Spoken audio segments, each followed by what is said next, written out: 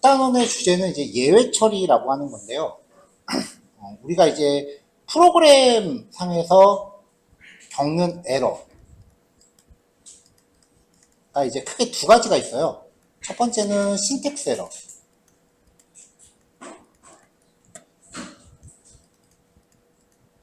이거는 이제 흔히 말하는 문법 에러예요. 그러니까 자바스크립트의 기본적인 작성 규칙을 지키지 못한 경우예요. 이 경우는 이제 비주얼 스튜디오 코드 상에서 이제 빨간 줄로 밑줄이 간다거나 뭐 그런 식으로 알려주기 때문에 신텍스 에러를 고치지 않으면 실행조차 못해요. 두 번째는 런타임 에러예요.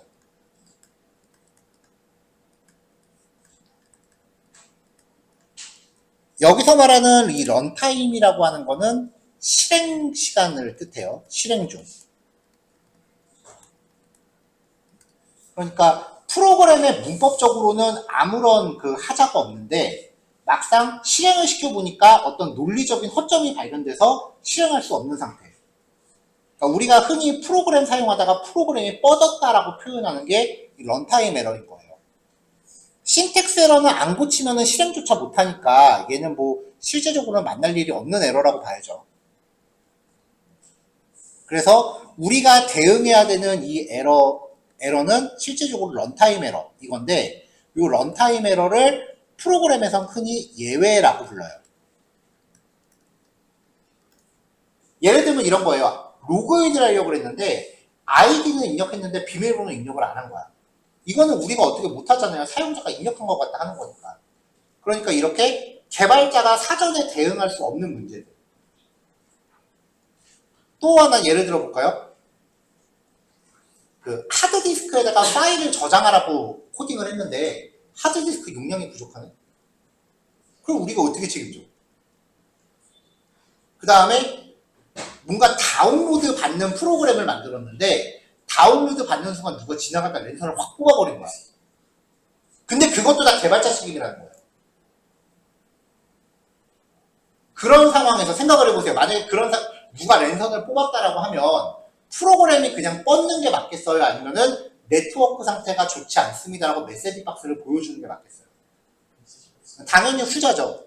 그런 최소한의 알림 상황을 만들어줘야 된다는 거예요. 여러분들이 유저 입장이라고 생각을 해보세요. 랜선 뽑았다고 그냥 프로그램 뻗어버리는 거랑 메시지 박스 나오는 거랑 여러분들이랑 뭘 사용할지. 자, 그런 상황인 거예요.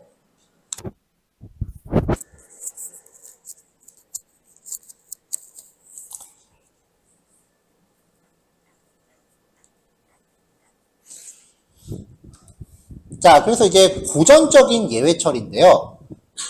고전적인 예외 처리 방식인데 일단은 이거는 문법적으로는 문제가 없는 거라서 발생할 수 있는 예외 상황을 내가 최대한 모든 경우의 수를 if문으로 다 대응을 하는 거예요. 자, to라고 하는 함수를 정의했는데 이 함수가 양의 정수만 덧셈을 수행하는 기능을 갖게 하겠다라고 가정을 할게요. 그러면은 10하고 20을 파라미터로 전달하면은 10과 20이니까 요거는 if문으로 먼저 검사를 하는 거죠. 파라미터가 내가 정한 규칙에 맞는지. 그래서 파라미터가 0보다 작고 y도 0보다 작다. 근데 10하고 20이 전달됐으니까 if문은 전부 패스하겠죠. 그럼 여기서 덧셈 결과를 리턴을 해요.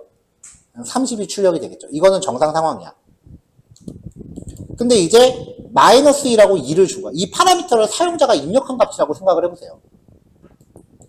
마이너스 1하고 마이너스 2를 주면은 if문에 의해서 걸리죠. 그럼 여기선 계산을 안 하고 그냥 0을 리턴하는 거야.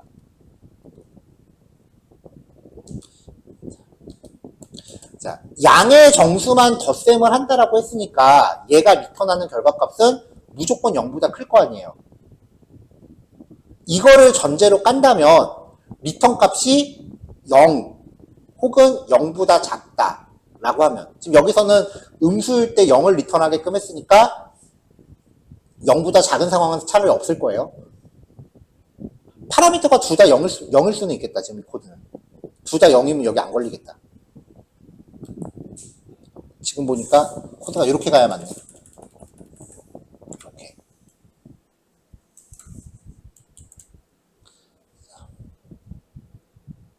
자, 마이너스 1하고 마이너스 2를 반환하면은 여기 if 문에 걸리니까 0이 리턴 되죠.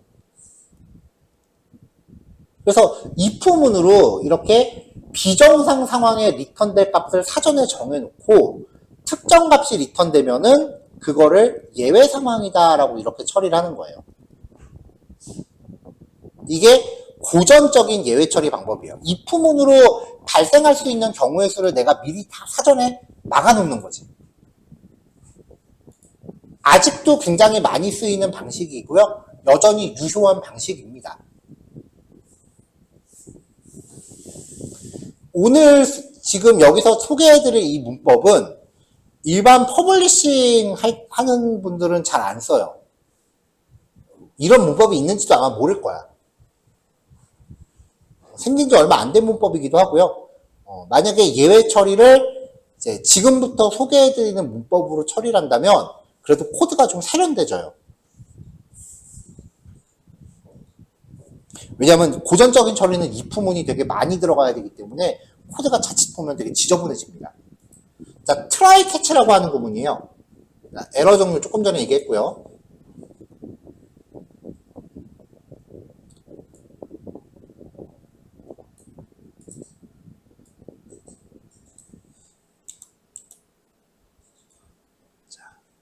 자, 코드를 먼저 이렇게 해놓을게요. 억지로 에러를 만들어야 되기 때문에 지금 처음 보는 명령어를 사용을 했어요. 자, 어떤 변수가 있을 때 let a는 5라고 했을 때 a.toFixed 하고서 여기에 전달하는 게 자릿수예요. 이렇게 하면은 이 a가 갖고 있는 값의 소수점 자릿수를 이 파라미터로 강제로 픽스를 지어요. 그러니까 여기가 지금 2로 전달됐죠? 그러면 a의 값이 5.00이 돼요. 이런 기능을 해요.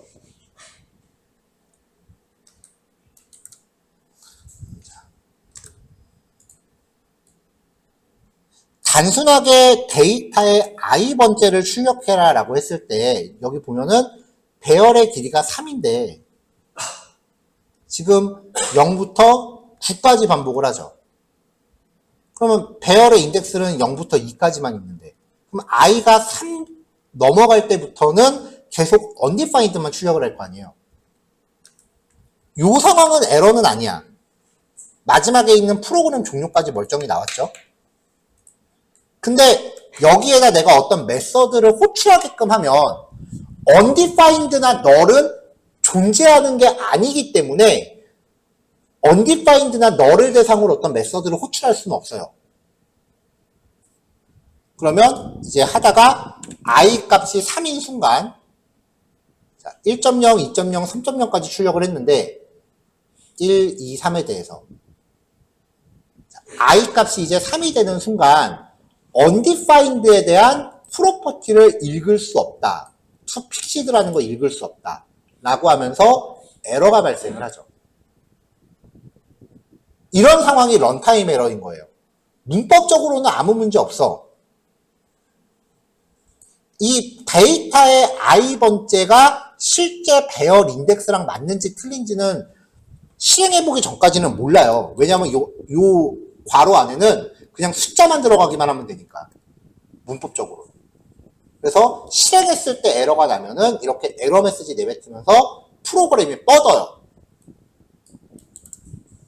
여기서 뻗었다라는 걸 알 수 있는 게 뭐냐면은 마지막에 프로그램 종료라는 메시지가 출력이 안 됐다라는 거예요. 자, 이건 지금 억지로 에러가 발생할 상황을 만들어 놓은 겁니다. 자, 에러가 발생할 것 같이 예상되는 부분을 try라는 블록으로 감쌉니다. try는 항상 catch랑 짝을 이룹니다.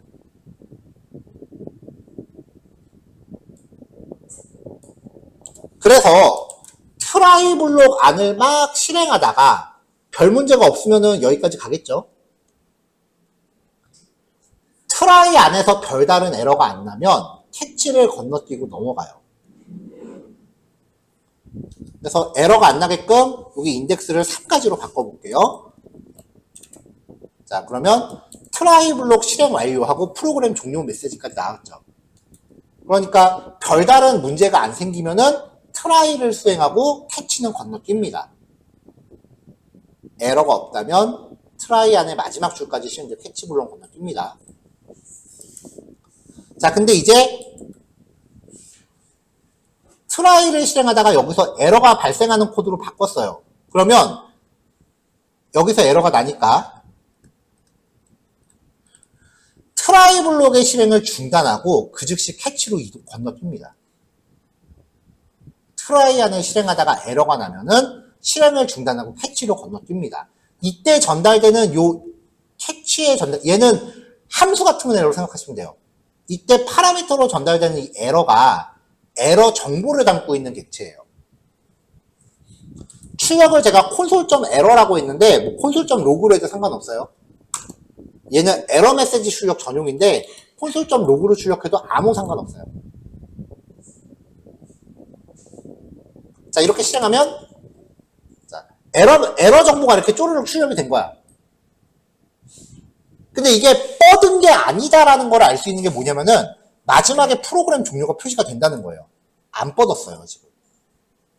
여기서 내가 이 캐치 블록에 출력하는 걸 주석으로 막아놓으면 에러가 났어도 안 멈추고 진행을 한다는 거죠.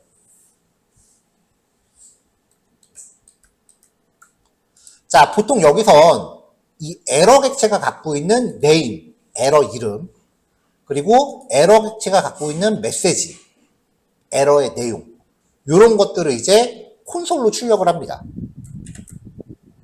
에러 메시지가 깔끔하게 나오죠. 요건 이제 개발자가 보려고 출력하는 거예요. 왜냐면 아무리 프로그램이 안 뻗었다 해도 에러는 에러인 거니까 고치긴 해야 될 거 아니야.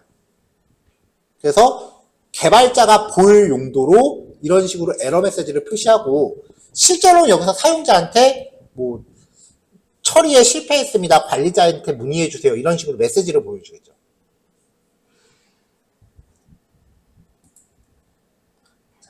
자, 이걸 이제 에러 처리 문법이라고 해요. 여기에 마지막으로 finally라고 하는 블록을 추가할 수 있는데 이 finally 블록은 선택사항이에요. 필요 없으면 안 넣어도 돼요. 에러가 안 나면은 try를 수행하고 finally를 수행한 다음에 계속 진행을 합니다. 실행하다가 에러가 났다면 catch로 건너뛰고요. catch를 실행한 다음에 finally를 실행합니다. 그러니까 마지막 finally는요. 에러가 있건 없건 무조건 맨 마지막에 실행이 돼요. 그래서 실행하면은 에러 발생하고 finally가 실행이 됐죠.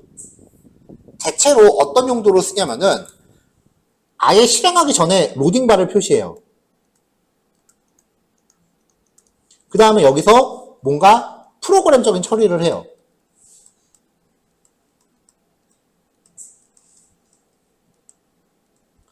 그럼 여기 만약에 로그인이다라고 하면은 로그인을 수행하다가 에러가 나면 캐치로 뛰겠죠. 에러가 안 나면 그냥 계속 진행하겠죠. 근데 에러가 나건 말건 로딩바 띄워놓은 건 닫아줘야 될 거 아니에요. 그래서 파이널리에서 보통 로딩바를 닫아요. 이렇게.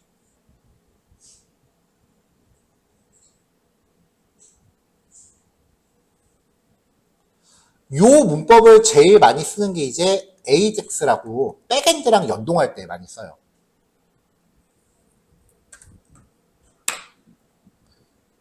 자, 에러 처리 문법의 첫 번째고요.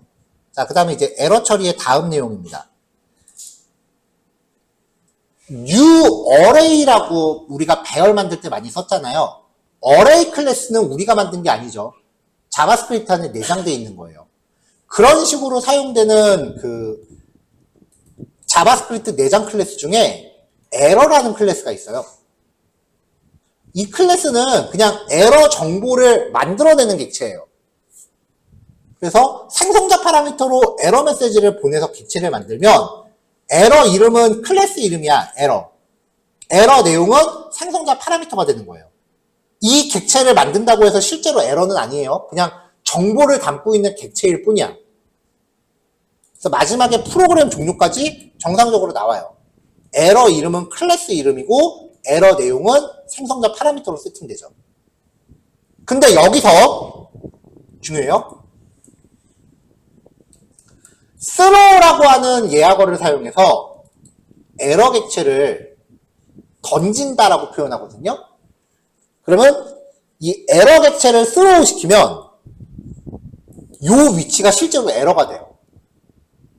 에러가 실제로 난 게 아니라 개발자가 임의로 에러를 만들어버린 거예요. 그러면 실제로 여기서 뻗어요. throw 구문에서 이제 에러가 났다라고 하고 에러 내용이 이상한 일이 벌어졌습니다라고 된 거죠. 그래서 11번째 줄이 에러다라고 나왔어요. 지금 11번째 줄. 그러니까 이 구문은 강제로 에러를 만들어내는 구문이에요.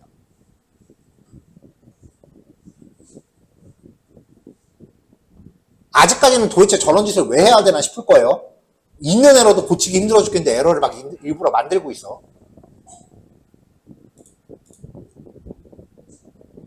자, 다음 예제 넘어갈게요. 자, 이거는 지금 다 예제들이 모여서 스토리라인을 묶고 있는 거니까 잘 따라오세요.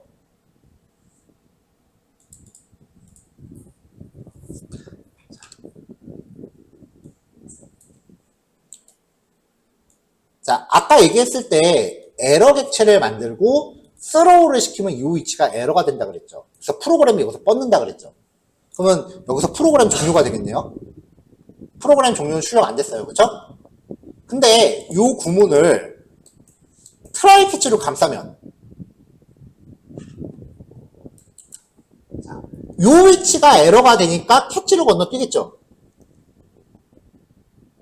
그럼 이제 요 에러 객체가 throw를 시켰으니까 캐치문에 요 에러로 들어와요. 얘가 다 같은 애야. throw된 에러 정보가 캐치로 전달돼요. 그럼 여기서는 에러 네임, 클래스 이름이라고 그랬죠? 그 다음에 에러.메시지, 이상한 일이 벌어졌습니다라고 출력하고 프로그램을 안 뽑고 진행하겠죠. 트라이 캐치로 감쌌으니까. 이렇게요. 자, 그러면 아까 1번에서 사용했었던 고전적인 예외 처리, if문으로 다 대응했던 거 있잖아요. 그 내용을 2, 3, 4번을 접목해서 좀 세련되게 바꿔볼게요.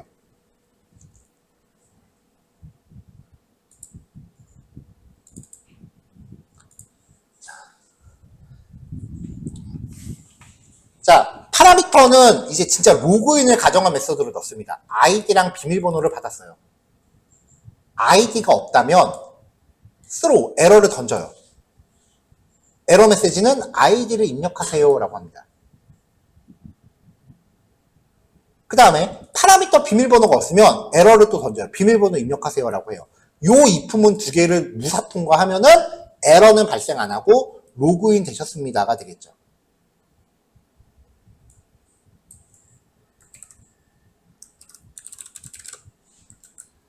자, 그러면 이제 로그인을 할 때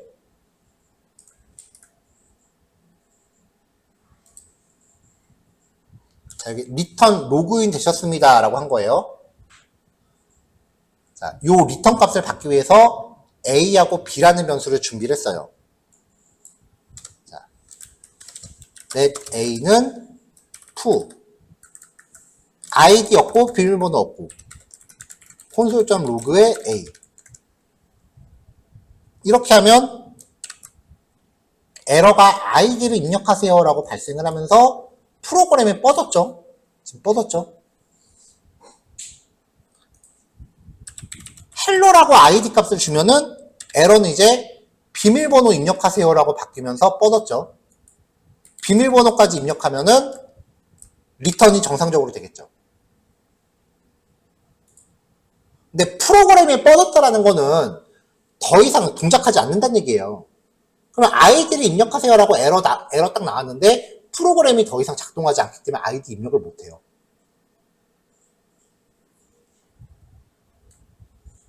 그래서 이 부분을 트라이로 감쌉니다.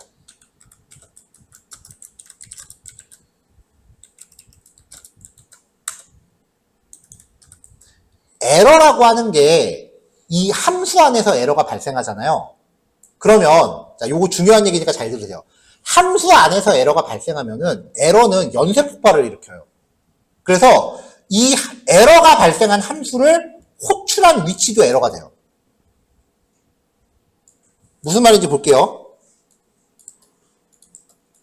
자, 지금 여기서 비밀번호 입력을 안 했어요. 그러면 에러는 여기서 발생하죠. 그쵸? 실행해 봅시다. 자, 그러면 여기 에러가 발생한 거 보면은 to라는 함수에서 자, 5번 예제에 10번째 줄에서 에러가 났대. 요게 라인 번호예요. 뒤에 있는 건 글자, 15번째 글자란 뜻이야.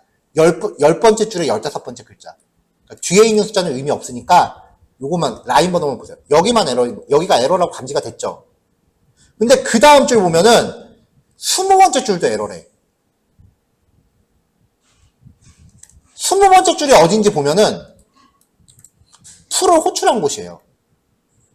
함수 안에서 에러가 발생을 하면은 얘를 호출한 데까지 연쇄 폭발을 일으켜요. 그래서 에러를 틀어 막으려면 여기서 트라이 캐치를 쓰던지 여기서 트라이 캐치를 쓰던지 연쇄 폭발이 끝나기 전에 트라이 캐치로 틀어 막아야 안 뻗어. 그래서 보통은 함수 안에서 에러를 발생을 시키고 함수 밖에서 최종적으로 에러를 틀어 막는 코드를 짜요.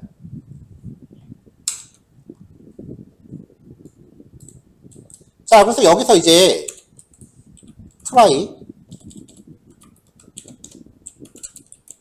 캐치라고 하면서 이제 에러 메시지를 이번에 아이디 입력을 안 해봅시다. 자, 이렇게 하면 얘를 호출하는 순간 여기가 실행되면서 여기서 에러가 발생을 하겠죠.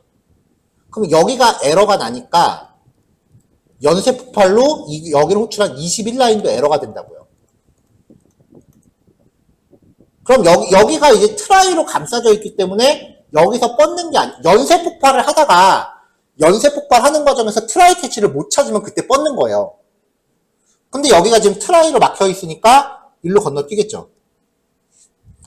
이 캐치에 전달되는 ERR이라는 객체가 얘라고요.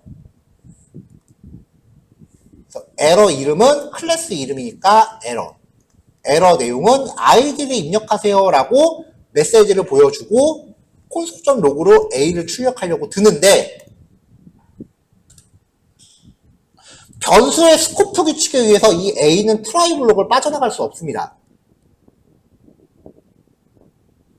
그러니까 요게 정상적인 코드가 되려면은 요 선언이 트라이 밖으로 한번 올라가 줘야 돼요. 그래야 A가 여기까지 유효하죠. 아니면은 출력하는 메시지 자체를 이 안으로 넣어야 돼.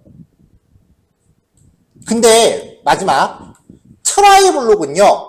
프로그램 입장에서는 에러가 날지 안 날지 일일이 검사하면서 실행해야 되기 때문에 되게 조심조심 신중하게 실행하는 거예요. 그래서 트라이 안은 프로그램 코드를 최소화시키는 게 좋아요. 안 그러면 프로그램이 무거워져요. 애당초 그러면 전체 프로그램 코드를 트라이 안에서 다 짜버리면 에러 안 날 거 아니에요. 그럼 프로그램이 되게 느려진다고요. 그래서 트라이 안을 최소화하기 위해서 변수 선언은 보통 트라이 밖에서 하고 나중에 대입해야지 하고 비워놓습니다. 그 다음에 여기를 이렇게 할당만 하는 거죠. 자, 그러면은 에러 이름은 에러, 아이디 입력하세요 라고 하고 A에 저장되어 있는 값은 널인 거죠, 여전히. 왜냐면은 자, 대입 연산자가 있으면 오른쪽 먼저 보랬죠. 풀을 실행하다가 에러가 난 거니까 리턴이 안 되고 여기서 에러 나고 튕긴 거예요, 일로. 리턴은 안 돼요.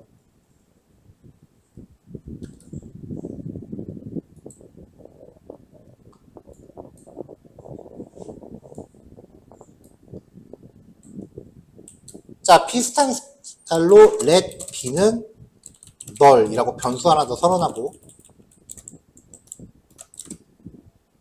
자, 이번엔 비밀번호 없는 상황을 만든 다음에 에러 정보 출력해보고 A와 B를 둘 다 출력하면은 상황에 따라서 이제 에러를 감지를 하겠죠.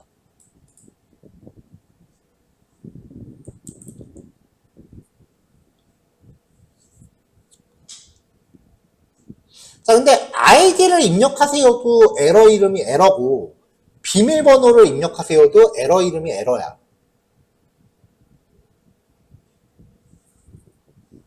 근데 우리가 고전적 그 트라이 캐치 부분 여기 했던 거 보면은 에러 이름이 타입 에러 이런 식으로 에러 이름이 상황에 따라 좀 다르게 나와요. 이걸 좀 해보고 싶어. 그러니까 요 에러 이름이라는 거를 내가 좀 정해보고 싶은데 문제는 이 에러 클래스를 우리가 고칠 방법이 없다는 거죠. 내장되어 있는 클래스니까. 그럼 그때 뭘 쓴다? 상속. 그래서 6번입니다. 자, 에러 클래스를 상속받는 empty-id 에러라는 나만의 에러 클래스를 만듭니다. 자, 그러면서 이제 생성자를 넣어줬어요. 자, empty-id 에러의 객체를 만들면 원래 에러 클래스는 아까 에러 메시지를 파라미터로 받았었잖아요. 파라미터 받은 거를 부모 생성자한테 전달했어요. 에러 메시지는 그럼 세팅이 됐을 거고 슈퍼.name 상위 클래스가 갖고 있는 name이라는 프로퍼티 값을 empty-id 에러라고 내가 강제로 넣어준 거야. 자, 같은 방식으로 empty password 에러를 또 만들어요. 그럼 얘네들도 하나의 에러 클래스가 된 거지. 자, 이렇게 사용자 정의 에러 클래스를 만들어 놓고 아까 함수 재사용합니다. 자, id가 없을 때 empty id 에러, 비밀번호가 없을 때 empty password 에러. 이렇게 에러 클래스를 바꿔주면 이 안에서 각각 name 값을 다르게 만들 거 아니에요. 그러니까 여기서 상황에 따라 출력되는 에러 이름이 상황별로 다르게 구별될 수 있겠죠. 이게 에러를 대응하는 방법에 있어서 굉장히 세련된 방법이에요.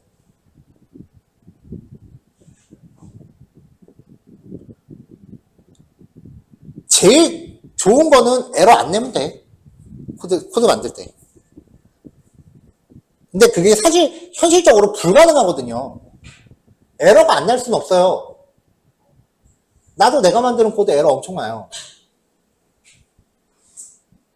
더 중요한 거는 에러가 났을 때 얼만큼 유연하게 잘 대응할 수 있는가인 건데, 그러려면 일단 어떤 상황에서 에러가 난 건지에 대해서 내가 알아야 된다는 거지. 최소한 에러 이름이 이렇게 만들어지면 요 이름으로 서칭을 했을 때 아, 여기가 에러구나 라고 내가 에러 위치를 찾을 수가 있잖아요.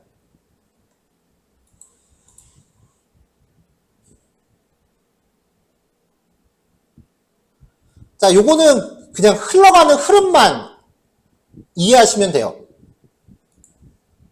아, 이해한다? 흘러가는 흐름만 그냥 놓치지 않고 잘 따라가시면 돼요. 나중에 이제 예외 처리 사용된 게 이제 회원가입 모듈 만들 때, 그때 이제 예외 처리 엄청 쓰게 될 텐데, 그때 되면 이제 코드가 좀 왔다 갔다 힘들어질 거예요. 코드가 어떻게 이제 상황을 컨트롤하는지, 이 전체 흐름을 파악하시면 됩니다.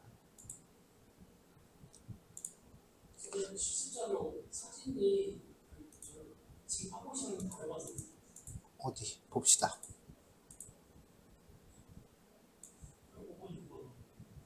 아, 5번, 6번만요?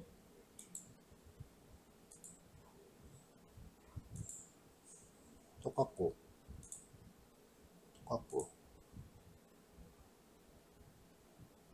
똑같고, 5번 똑같은데?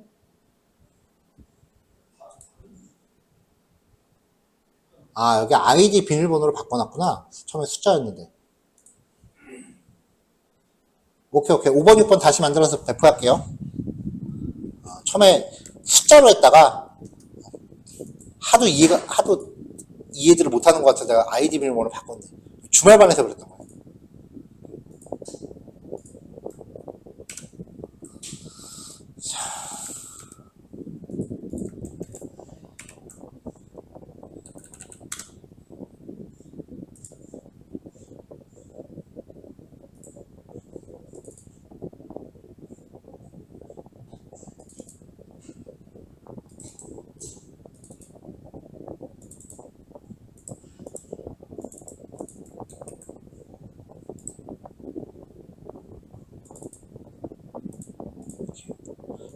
정치랑 색깔 다 맞춰놓을까?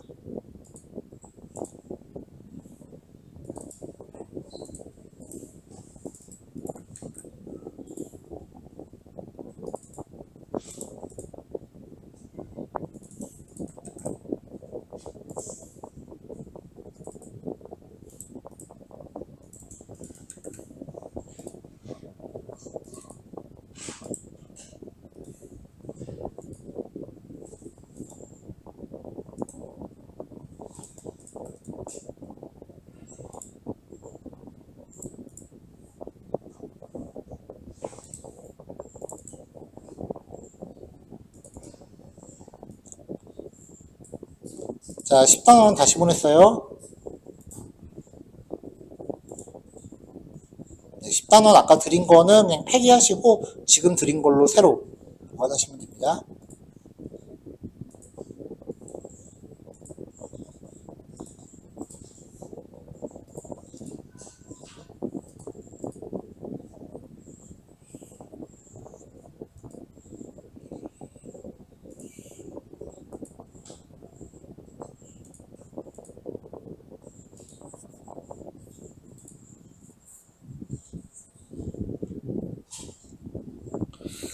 자, 오전 여기까지 할게요. 요거 10단원 내용 실습하시고 실습 끝나시면 식사 다녀오시면 돼요. 녹화 여기까지 할게요. 수고하셨어요.